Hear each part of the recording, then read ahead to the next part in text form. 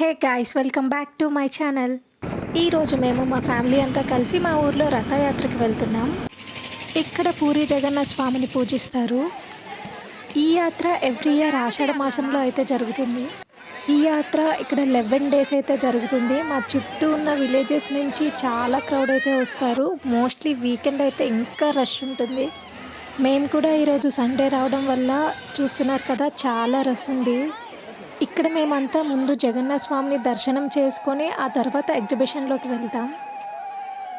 చూస్తున్నారు కదా క్రౌడ్ ఎంత ఉన్నారో. సండే క్రౌడ్ ఉంటుందని తెలుసు, అయినా సండే వస్తాం, అదే మా స్పెషాలిటీ.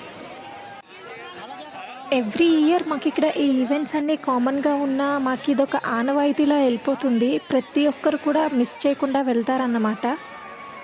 మా ఊర్లో ఇక్కడ ప్రతి ఈవెంట్కి 60 రూపీస్ అయితే ఛార్జ్ చేస్తారు. లాస్ట్ ఇయర్ వరకు 50 ఉండేది, ఈ ఇయర్ ఒక 10 పెంచుతున్నారు.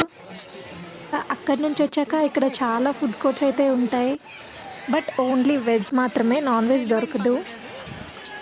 కానీ నాకు ఒడిస్సా అంటే గుర్తొచ్చేది చికెన్ కబాబ్స్. ఇలా ఎంటర్ అవుతామో లేదో ఆ స్మెల్కే టెంప్టింగ్ అనిపిస్తుంది. ఇక్కడ అవి చాలా ఫేమస్. ఈ యాత్రతో నాకు ఇంకో అనుభవం కూడా ఉంది. నాకు 3-4 ఇయర్స్ ఉన్నప్పుడు మా మమ్మీ ఈ యాత్ర గొడవలో పడి నన్ను ఈ క్రౌడ్లో వదిలేసి వెళ్ళిపోయింది. తప్పిపోయిన 2-3 గంటల తర్వాత నేను మళ్ళీ వాళ్ళకి దొరికానంట. నా అదృష్టం అనుకోవాలో వాళ్ళ దురదృష్టం అనుకోవాలో నాకైతే తెలీదు. ఇంకా లోపలికి వస్తే చాలా బొమ్మలు ఉంటాయి చిన్నపిల్లలకి. ఈ గాలి బొమ్మల్ని నేను ఎక్కువగా కొనుక్కునేదాన్ని. మోస్ట్లీ ఈ యాత్రకి రావడానికి రీజన్ మా చైల్డ్హుడ్ మెమొరీస్. అప్పటికి ఇప్పటికీ ఏం చేంజ్ కాలేదు, అన్నీ అలానే ఉన్నాయి. అండ్ మాకు ఆ పక్కనే అమ్మవారి టెంపుల్ ఉంటుంది. మేము అలా యాత్ర చూసుకుంటూ అమ్మవారిని దర్శించుకొని ఇలా తింటూ స్టార్ట్ అయిపోయాం. వెళ్తున్న దారిలో ఈయన కనిపించారు. పొద్దున్నుంచి ఈవినింగ్ వరకు ఈయన ఇలానే ఉంటారంట.